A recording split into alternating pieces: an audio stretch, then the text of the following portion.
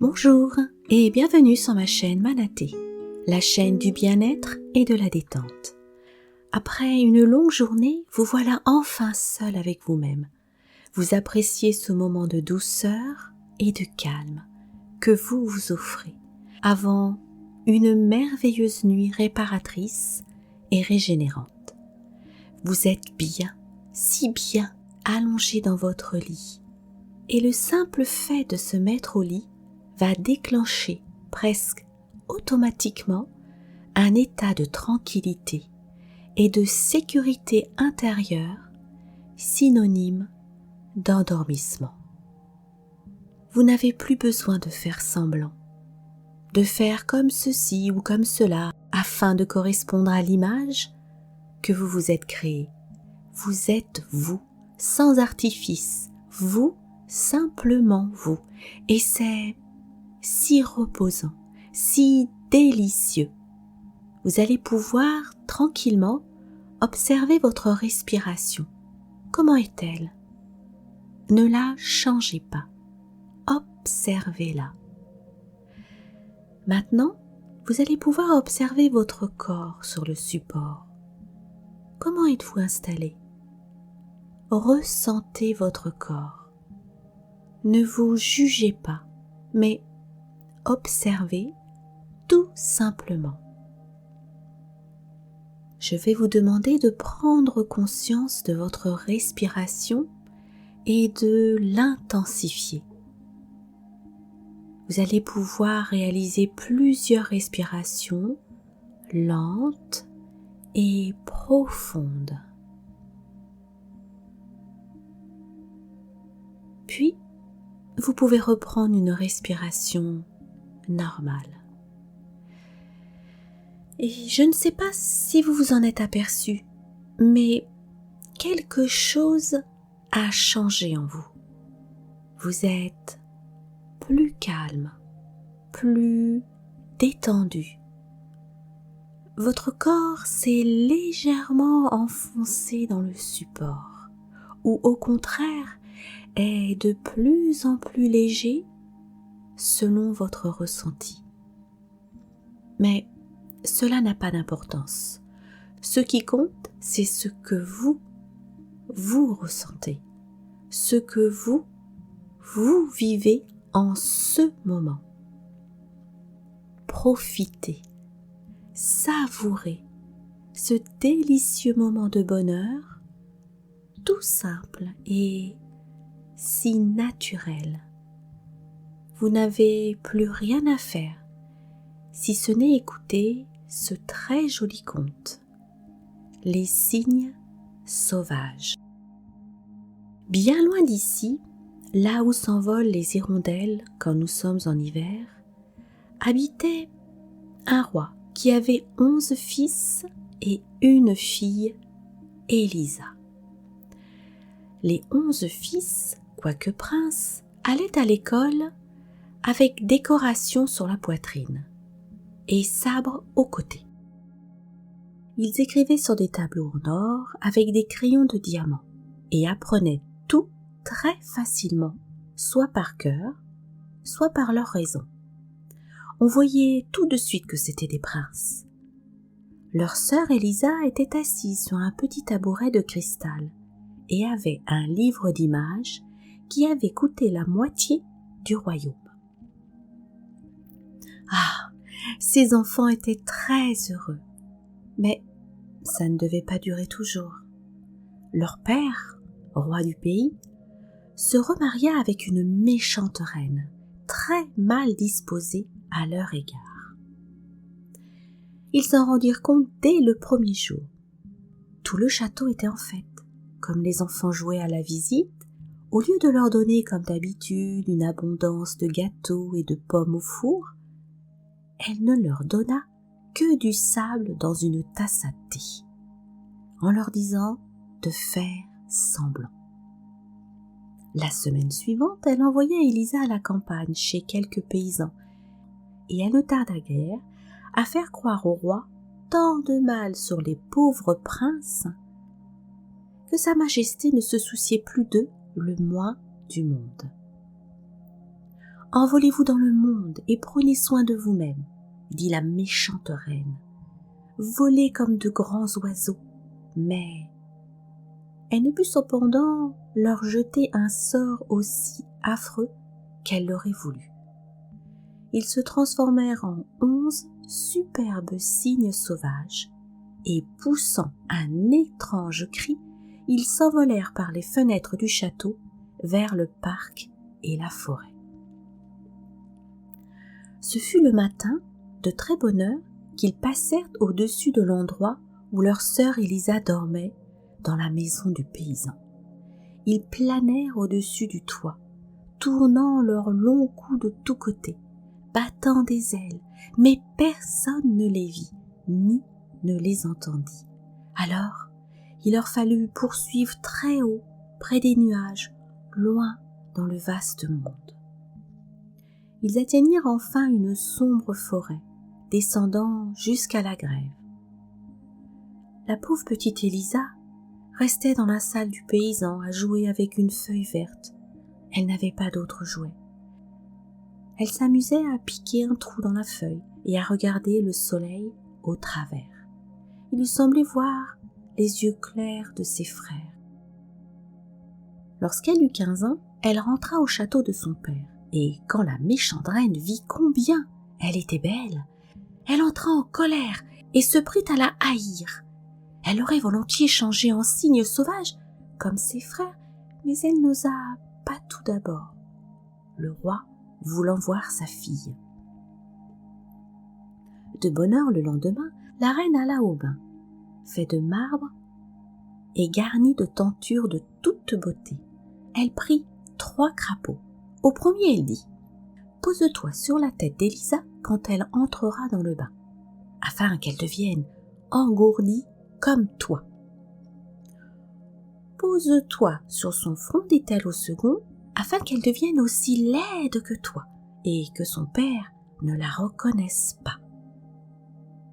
Pose-toi sur son cœur, dit-elle au troisième, afin qu'elle devienne méchante et qu'elle en souffre. » Elle lâcha les crapauds dans l'eau claire, qui prit aussitôt une teinte verdâtre. Appela Élisa, la dévêtit et la fit descendre dans l'eau. À l'instant, le premier crapaud se posa dans ses cheveux, le second sur son front, le troisième sur sa poitrine, sans qu'Élisa eût l'air seulement de s'en apercevoir. Dès que la jeune fille fut sortie du bain, 3 coquelicots flottèrent à la surface. Si les bêtes n'avaient pas été venimeuses, elles se seraient changées en rose pourpre. Mais fleurs, elles devaient tout de même devenir, d'avoir reposé sur la tête et le cœur d'Élisa, trop innocente pour que la magie pût avoir quelque pouvoir sur elle. Voyant cela, la méchante reine se mit à la frotter avec du brou de noix, enduisit son joli visage d'une pommade nauséabonde et emmêla si bien ses superbes cheveux qu'il était impossible de reconnaître la belle Élisa. Son père, en la voyant, en fut tout épouvanté et ne voulut croire que c'était là sa fille. Personne ne la reconnut, sauf le chien de garde et les hirondelles, mais ce sont d'humbles bêtes dont le témoignage n'importe pas. Alors, la pauvre Élisa pleura en pensant à ses 11 frères. Si loin d'elle, désespérée, elle se glissa hors du château et marcha tout le jour à travers champs et marais vers la forêt. Elle ne savait où aller, mais dans sa grande tristesse et son regret de ses frères, qui chassés comme elle erraient sans doute de par le monde, elle résolut de les chercher, de les trouver. La nuit tomba vite dans la forêt. Elle ne voyait ni chemin, ni sentier. Elle s'étendit sur la mousse moelleuse et appuya sa tête sur une souche d'arbre. Toute la nuit, elle rêva de ses frères. Ils jouaient comme dans leur enfance, écrivaient avec des crayons en diamant sur des tableaux d'or et feuilletaient le merveilleux livre d'images qui avait coûté la moitié du royaume. Mais Sur les tableaux d'or, il n'écrivait pas comme autrefois, seulement des zéros et des traits, mais les hardis exploits accomplis, tout ce qu'ils avaient vu et vécu. Lorsqu'elle s'éveilla, le soleil était haut dans le ciel. Elle ne pouvait le voir, car les grands arbres étendaient leurs frondaisons épaisses. Mais ses rayons jouaient là-bas, comme une gaze d'or ondulante. Elle entendait un clapotis d'eau. De grandes sources coulaient toutes vers un étang au fond de sable fin. Des buissons épais l'entouraient, mais à un endroit, les cerfs avaient percé une large ouverture, par laquelle Élisa put s'approcher de l'eau, si limpide que si le vent n'avait fait remuer les branches et les buissons, elle aurait pu les croire peints seulement au fond de l'eau, tant chaque feuille s'y reflétait clairement. Dès qu'elle y vit son propre visage, elle fut épouvantée. « Si noir et si laid !» Mais quand elle eut mouillé sa petite main et s'en fut essuyer les yeux et le front, sa peau blanche réapparut. Alors, elle retira tous ses vêtements et entra dans l'eau fraîche. Et vraiment, telle qu'elle était là, elle était la plus charmante fille de roi qui se pût trouver dans le monde. Une fois rhabillée, quand elle eut tressé ses longs cheveux, elle alla à la source jaillissante, but dans le creux de sa main et s'enfonça plus profondément dans la forêt, sans savoir elle-même où aller. Elle pensait toujours à ses frères, elle pensa à Dieu, si bon, qui ne l'abandonnerait sûrement pas, lui qui fait pousser les pommes sauvages pour nourrir ceux qui ont faim. Et justement, il lui fit voir un de ces arbres, dont les branches ployaient sous le poids des fruits. Elle en fit son repas, plaça un tuteur pour soutenir les branches et s'enfonça au plus sombre de la forêt. Le silence était si total qu'elle entendait ses propres pas et le craquement de chaque petite feuille sous ses pieds. Nul oiseau n'était visible, nul rayon de soleil ne pouvait percer les ramures épaisses, et les grands troncs montaient si serrés les uns près des autres qu'en regardant droit devant elle, elle eût pu croire qu'une grille de poutres l'encerclait. Jamais elle n'avait connu pareille solitude. La nuit fut très sombre, aucun ver luisant n'éclairait la mousse. Elle se coucha pour dormir. Alors, il lui sembla que les frondaisons s'écartaient, que notre Seigneur la regardait d'en haut avec des yeux très tendres, que de petits anges passaient leur tête sous son bras. Elle ne savait, en s'éveillant, si elle avait rêvé ou si c'était vrai. Elle fit quelques pas et rencontra une vieille femme portant des baies dans un panier et qui lui en offrit. Élisa lui demanda si elle n'avait pas vu 11 princes chevauchant à travers la forêt. « Non, » dit la vieille, « mais hier j'ai vu 11 cygnes avec des couronnes d'or sur la tête, nageant sur la rivière, tout près d'ici. » Elle conduisit Élisa au bout du chemin, jusqu'à un talus au pied duquel serpentait la rivière. Les arbres sur ces rives étendaient les unes vers les autres leurs branches touffues. Élisa dit adieu à la vieille femme et marcha le long de la rivière, jusqu'à son embouchure sur le rivage. Toute l'immense mer splendide s'étendait devant la jeune fille, mais aucun voilier n'était en vue, ni le moindre bateau. Comment pourrait-elle aller plus loin? Elle considéra les innombrables petits galets sur la grève. L'eau les avait tous polis et arrondis en les roulant. L'eau roule inlassablement, et par elle, ce qui est dur s'adoucit.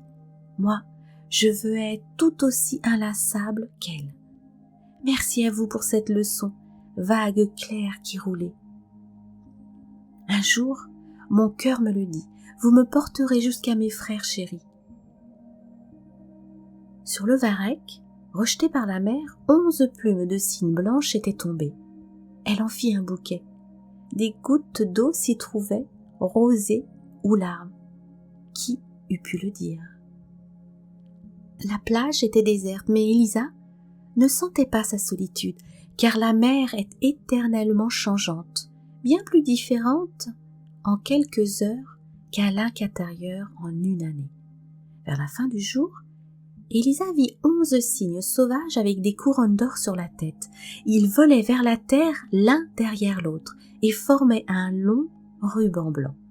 Vite, la jeune fille remonta le talus et se cacha derrière un buisson. Les cygnes se posèrent tout près d'elle et battirent de leurs grandes ailes blanches.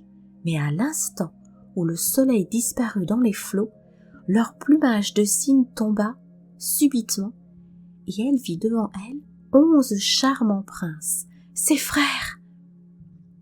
Élisa poussa un grand cri. Ils avaient certes beaucoup changé, mais elle savait que c'était eux. Son cœur lui disait que c'était eux.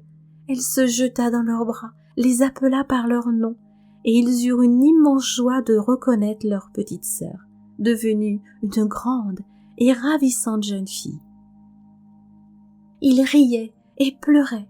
« Nous, tes frères, dit l'aîné, nous volons comme cygnes sauvages tant que dure le jour, mais lorsque vient la nuit, nous reprenons notre apparence humaine. C'est pourquoi il nous faut toujours au coucher du soleil prendre soin d'avoir une terre où poser nos pieds. Car si nous volions à ce moment dans les nuages, en devenant des hommes, nous serions précipités dans l'océan profond. Nous n'habitons pas ici. De l'autre côté de l'océan existe un aussi beau pays, mais le chemin pour y aller est fort long. Il nous faut traverser la mer, et il n'y a pas d'île sur le parcours où nous puissions passer la nuit. Un rocher seulement émerge de l'eau, si petit qu'il nous faut nous serrer l'un contre l'autre pour nous y reposer, et quand la mer est forte, l'eau rejaillit même par-dessus nous. Mais nous remercions cependant Dieu pour ce rocher. Nous y passons la nuit, sous notre forme humaine. S'il n'était pas là, nous ne pourrions pas revoir notre chère patrie, car il nous faut 2 jours, et les 2 plus longs de l'année, pour faire ce voyage. Une fois par an seulement, il nous est permis de visiter le pays de nos aïeux. Nous pouvons y rester 11 jours. 11 jours pour survoler notre grande forêt et apercevoir de loin notre château natal où vit notre père, la haute tour de l'église où repose notre mère. Les arbres, les buissons nous sont ici familiers. Ici, les chevaux sauvages courent sur la plaine, comme au temps de notre enfance. Ici, le charbonnier chante encore les vieux airs sur lesquels nous dansions. Ici est notre chère patrie. Ici, enfin, nous t'avons retrouvé, toi, notre petite sœur chérie. Nous ne pouvons plus rester que 2 jours ici. Puis il faudra nous envoler par-dessus la mer vers un pays certes beau, mais qui n'est pas notre pays. Et comment t'emmènerons-nous, nous qui n'avons ni barque ni bateau? Et comment pourrais-je vous sauver? Demanda leur petite sœur. Ils en parlèrent presque toute la nuit. Élisa s'éveilla au bruissement des ailes des cygnes. Les frères, de nouveau métamorphosés, volaient au-dessus d'elle, puis s'éloignèrent tout à fait. Un seul, le plus jeune, demeura en arrière. Il posa sa tête sur les genoux de la jeune fille, qui caressa ses ailes blanches. Tout le jour, ils restèrent ensemble. Le soir venu, les autres étaient de retour, et une fois le soleil couché, ils avaient repris leur forme réelle. Demain, nous nous envolerons d'ici, pour ne pas revenir de toute une année. Mais nous ne pouvons pas t'abandonner ainsi. As-tu le courage de venir avec nous? Mon bras est assez fort pour te porter à travers le bois. Comment tous ensemble, n'aurions-nous pas des ailes assez puissantes pour voler avec toi par-dessus la mer? Oui, emmenez-moi, dit Élisa. Ils passèrent toute la nuit à tresser un filet de souple écorce de saule et de jonc résistant. Ce filet devint grand et solide. Élisa s'y étendit, et lorsque parut le soleil et que les frères furent changés en cygnes, ils saisirent le filet dans leur bec et ils s'envolèrent très haut vers les nuages, portant leur sœur chérie encore endormie. Comme les rayons du soleil tombaient juste sur son visage, l'un des frères vola au-dessus de sa tête pour que ses larges ailes étendues lui fassent ombrage. Ils étaient loin de la terre lorsque Élisa s'éveilla. Elle crut rêver en se voyant porter au-dessus de l'eau, très haut dans l'air. À côté d'elle était placée une branche portant de délicieuses baies mûres et une botte de racines savoureuses. Le plus jeune des frères était allé les cueillir et les avait déposées près d'elle. Elle lui sourit avec reconnaissance, car elle savait bien que c'était lui qui volait au-dessus de sa tête et l'ombrageait de ses ailes. Il volait si haut que le premier voilier apparu au-dessous d'eux semblait une mouette posée sur l'eau. Un grand nuage passait derrière eux, une véritable montagne sur laquelle Élisa vit l'ombre d'elle-même et de ses 11 frères en une image gigantesque. Ils formaient un tableau plus grandiose qu'elle n'en avait jamais vu. Mais à mesure que le soleil montait et que le nuage s'éloignait derrière eux, ces ombres fantastiques s'effaçaient. Tout le jour, ils volèrent comme une flèche sifflant dans l'air, moins vite pourtant que d'habitude, puisqu'ils portaient leur sœur. Un orage se préparait, le soir approchait. Inquiète, Élisa voyait le soleil décliner et le rocher solitaire n'était pas encore en vue. Il lui parut que les battements d'ailes des cygnes étaient toujours plus vigoureux. Hélas, c'était sa faute s'il n'avançait pas assez vite. Quand le soleil serait couché, ils devraient redevenir des hommes, tomber dans la mer et se noyer. Alors, du plus profond de son cœur monta vers Dieu une ardente prière. Cependant, elle n'apercevait encore aucun rocher. Les nuages se rapprochaient. Des rafales de vent de plus en plus violentes annonçaient la tempête. Les nuages s'amassaient en une seule énorme vague de plomb qui s'avançait menaçante. Le soleil était maintenant tout près de toucher la mer. Le cœur d'Élisa frémit. Les cygnes piquèrent une descente si rapide qu'elle crut tomber, mais très vite, ils planèrent de nouveau. Maintenant, le soleil était à moitié sous l'eau. Alors, seulement elle aperçut le petit récif au-dessous d'elle, pas plus grand qu'un phoque qui sortirait la tête de l'eau. Le soleil s'enfonçait si vite, il n'était plus qu'une étoile. Alors, elle toucha du pied le sol ferme, et le soleil s'éteignit comme la dernière étincelle d'un papier qui brûle. Coude contre coude, ses frères se tenaient debout autour d'elle, mais il n'y avait de place que pour eux et pour elle. La mer battait le récif, jaillissait et retombait sur eux en cascade. Le ciel brûlait d'éclairs toujours recommencés, et le tonnerre roulait ses coups d'épée répétés.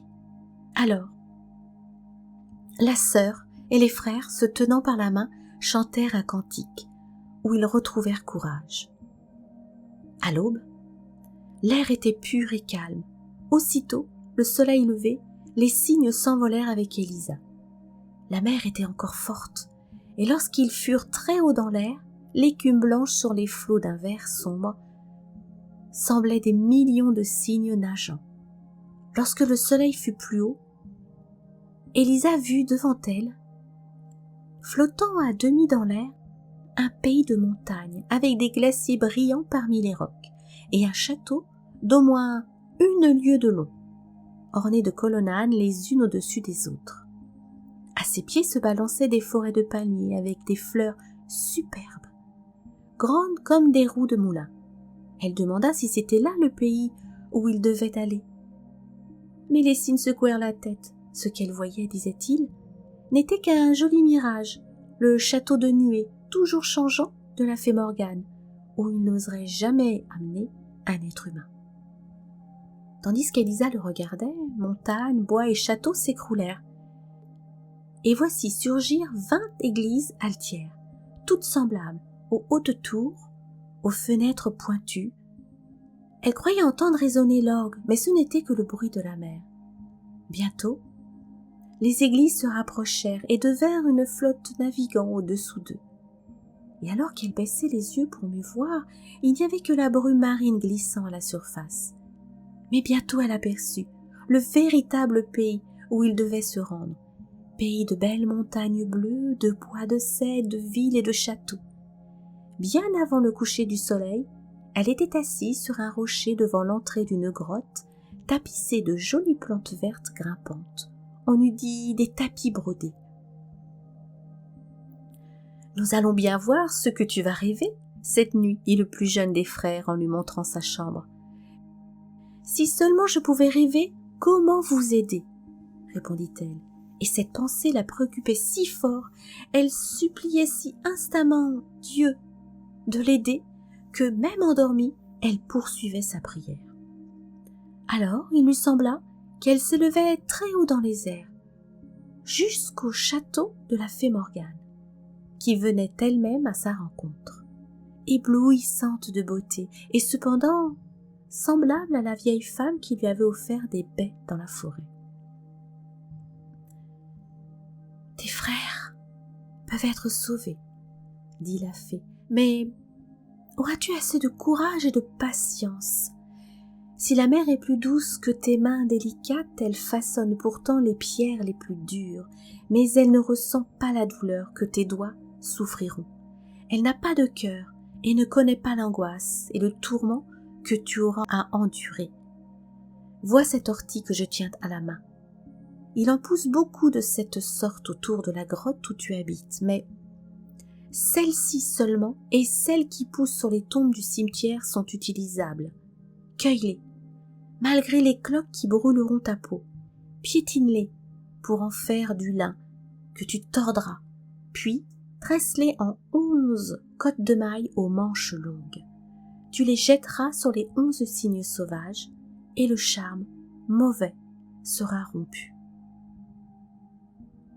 Mais n'oublie pas qu'à l'instant où tu commenceras ce travail et jusqu'à ce qu'il soit terminé, même s'il faut des années, tu ne dois prononcer aucune parole. Le premier mot que tu diras, comme un poignard meurtrier, frappera. » La fée effleura de l'ortie la main d'Élisa et la brûlure l'éveilla. Il faisait grand jour, et tout près de l'endroit où elle avait dormi, il y avait une ortie pareille à celle de son rêve. Alors elle tomba à genoux et remercia notre Seigneur, puis elle sortit de la grotte pour commencer son travail. De ses mains délicates, elle arrachait les orties qui brûlaient comme du feu, formant de grosses cloques douloureuses sur ses mains et ses bras. Mais elle était contente de souffrir, pourvu qu'elle pût sauver ses frères. Elle foula chaque ortie avec ses pieds nus et tordit le lin vert. Au coucher du soleil, les frères rentrèrent. Ils s'effrayèrent de la trouver muette, craignant un autre mauvais sort jeté par la méchante belle-mère. Mais voyant ses mains, ils se rendirent compte de ce qu'elle faisait pour eux. Le plus jeune des frères se mit à pleurer, et là où tombaient ses larmes, Élisa ne sentait plus de douleur. Les cloques brûlantes s'effaçaient. Elle passa la nuit à travailler, n'ayant de cesse qu'elle n'eût sauvé ses frères chéris. Et tous les jours suivants, tandis que les cygnes étaient absents, elle demeura à travailler solitaire. Mais jamais le temps n'avait volé si vite. Une cotte de mailles était déjà terminée. Elle commençait la seconde. Alors un corps de chasse sonna dans les montagnes. Elle en fut toute inquiète. Le bruit se rapprochait. Elle entendait les abois des chiens. Effrayée, elle se réfugia dans la grotte, lia en botte les orties qu'elle avait cueillies, et démêlées, et s'assit dessus. À ce moment, un grand chien bondit hors du hallier, suivi d'un autre et d'un autre encore. Ils aboyaient très fort, couraient de tous côtés. Au bout de quelques minutes, tous les chasseurs étaient là devant la grotte, et le plus beau d'entre eux, le roi du pays, s'avança vers Élisa. Jamais il n'avait vu fille plus belle. « Comment es-tu venue ici, adorable enfant ?» s'écria-t-il. Élisa secoua la tête, elle n'osait parler. Le salut et la vie de ses frères en dépendaient.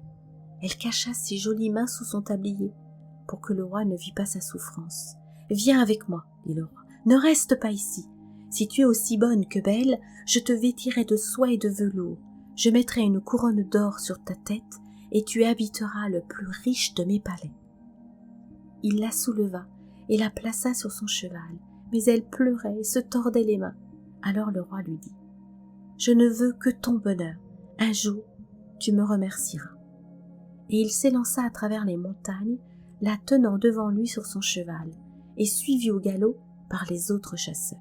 Au soleil couchant, la magnifique ville royale, avec ses églises et ses coupoles, s'étalait devant eux. Le roi conduisit la jeune fille dans le palais, et où les jets d'eau jaillissaient dans les salles de marbre, où les murs et les plafonds rutilaient de peinture. Mais elle n'avait pas d'yeux pour ces merveilles, elle pleurait et se désolait. Indifférente, elle laissa les femmes la parer de vêtements royaux, tresser ses cheveux et passer des gants très fins sur ses doigts brûlés. Alors, dans ses superbes atours, elle était si resplendissante de beauté que toute la cour s'inclina profondément devant elle, et que le roi l'élut pour fiancée. Malgré l'archevêque, qui hochait la tête et murmurait que cette belle fille des bois ne pouvait être qu'une sorcière qui séduisait le cœur du roi. Le roi ne voulait rien entendre. Il commanda la musique et les mets les plus rares. Les filles les plus ravissantes dansèrent pour elle. On la conduisit à travers des jardins embaumés, dans des salons superbes, mais pas le moindre sourire ne lui venait aux lèvres ni aux yeux. La douleur semblait y régner pour l'éternité. Le roi ouvrit alors la porte d'une petite pièce attenante à celle où elle devait dormir, qui était ornée de riches tapisseries vertes, rappelant tout à fait la grotte où elle avait habité. La botte de lin qu'elle avait filée avec les orties était là, sur le parquet, et au plafond pendait la côte de maille déjà terminée. Un des chasseurs avait emporté tout ceci comme curiosité. « Ici, tu pourras rêver que tu es encore dans ton ancien logis, dit le roi. Voici ton ouvrage qui t'occupait alors. Ici, au milieu de tout ton luxe, tu t'amuseras à repenser à ce temps-là. » Quand Élisa vit ces choses qui lui tenaient tant à cœur, un sourire joua sur ses lèvres et le sang lui revint aux joues. Elle pensait au salut de ses frères et baisa la main du roi qui la pressa sur son cœur et ordonna de sonner toutes les cloches des églises. L'adorable fille muette des bois allait devenir reine. L'archevêque avait beau murmurer de méchants propos aux oreilles du roi, il n'allait pas jusqu'à son cœur. La noce devait avoir lieu.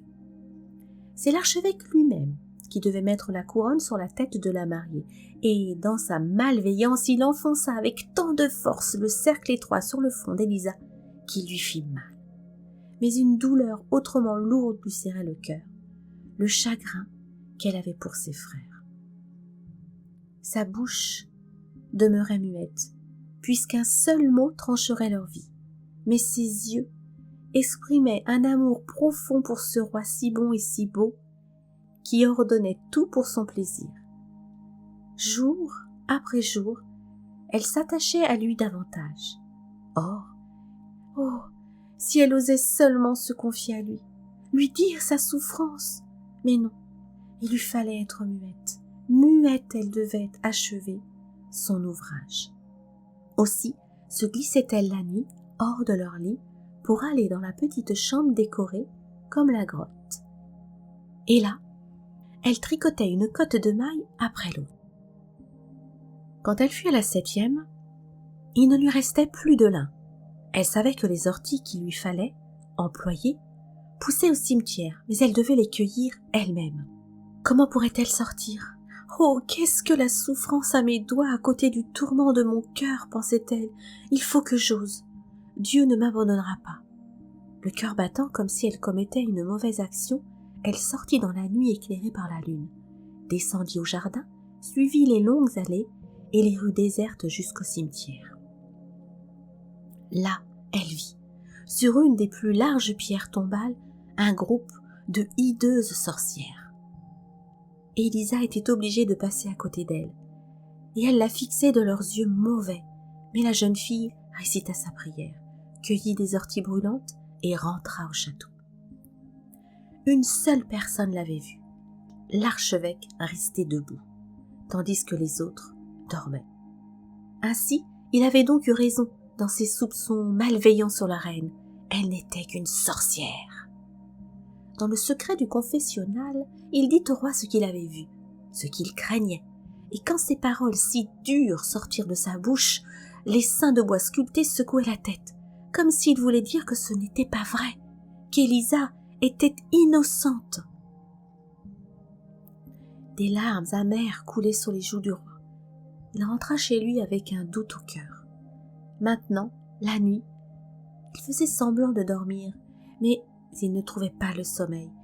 Il remarquait qu'Élisa se levait chaque nuit, et chaque nuit il la suivait, et la voyait disparaître dans sa petite chambre. Jour après jour, il devenait plus sombre. Élisa le voyait bien, mais ne se l'expliquait pas. Elle s'inquiétait cependant. Et que ne souffrit-elle alors en son cœur pour ses frères? Ses larmes coulaient sur le velours et la pourpre royale. Elles y tombaient comme des diamants scintillants.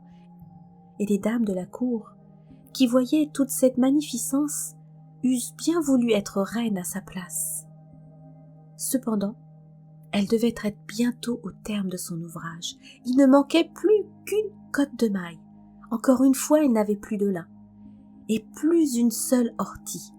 Il lui fallait encore une fois, la dernière, s'en aller au cimetière en cueillir quelques poignées.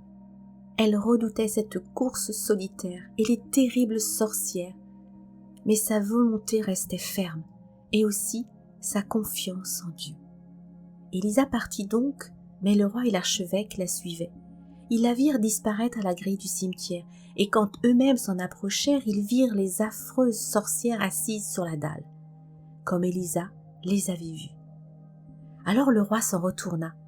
Il se la figurait parmi les sorcières, elle dont la tête avait, ce soir même, reposé sur sa poitrine. « C'est le peuple qui la jugera, » dit-il. Le peuple la condamna. Elle devait être brûlée vive. Arrachée aux magnifiques salons royaux, Élisa fut jetée dans un cachot sombre et humide, où le vent soufflait à travers les barreaux de la fenêtre. Au lieu de velours et de la soie, on lui donna pour poser sa tête la botte d'ortie qu'elle avait cueillie.